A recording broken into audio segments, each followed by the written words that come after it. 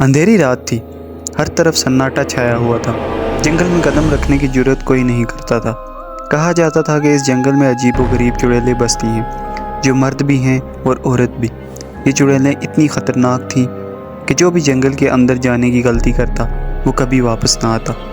ایک دن گاؤں کے چند نوجوان جنگل کے کنارے کھڑے ہوئے، خوف کے مارے ان کی ٹانگیں کانپ رہی تھی۔ ہمیں اس جنگل میں جانے کا کوئی راستہ نکالنا ہوگا، ہم ہمیشہ اس خوف میں نہیں جی سکتے۔ لیکن وہ چڑیلیں، جو بھی اندر جاتا ہے تو وہ اپنی جان سے ہاتھ دھو بیٹھتا ہے، ہمیں ان کا سامنا کرنا ہوگا ورنہ ہمارا جینا محال ہو جائے گا۔ اس رات علی اور سلیم نے فیصلہ کیا کہ وہ جنگل میں جائیں گے۔ ان کے ساتھ گاؤں کے اور 2 بہادر جوان بھی تھے۔ انہوں نے ہاتھوں میں اپنے اپنے ہتھیار لیے اور جنگل کی طرف چل پڑے۔ جنگل کے اندر گھنا اندھیرا تھا، ہر درخت کے پیچھے انہیں چڑیلوں کی پرچھائی دکھائی دیتی تھی۔ ہوا میں ایک عجیب سی سردی تھی جو ان کے جسم میں خوف کی لہر دوڑا رہی تھی۔ اچانک ایک درخت کے پیچھے سے ایک بھاری سی آواز آئی۔ کون ہے؟ کون جو ہمارے جنگل میں آیا ہے؟ سلیم نے کانپتی ہوئی آواز میں جواب دیا، ہم انسان ہیں، ہم اپنے گاؤں کی حفاظت کے لیے آئے ہیں۔ انسان؟ یہ جنگل تمہارے لیے نہیں ہے، یہاں سے گزرنے والے کا انجام موت ہے۔ اسی لمحے دوسری چڑیلیں درختوں سے نیچے اترنے لگی۔ وہ سب عجیب و غریب شکلوں میں تھیں۔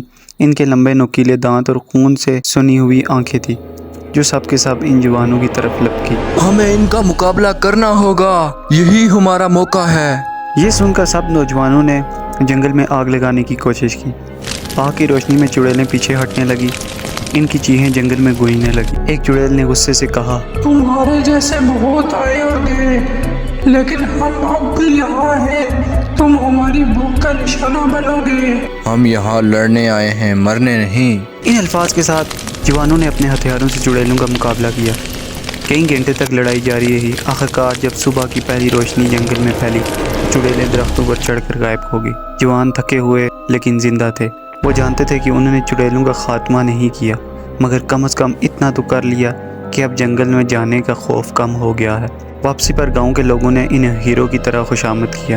اب وہ جانتے تھے کہ اگر ان چڑیلوں کا سامنا کیا جائے تو ان پر غالب آیا جا سکتا ہے۔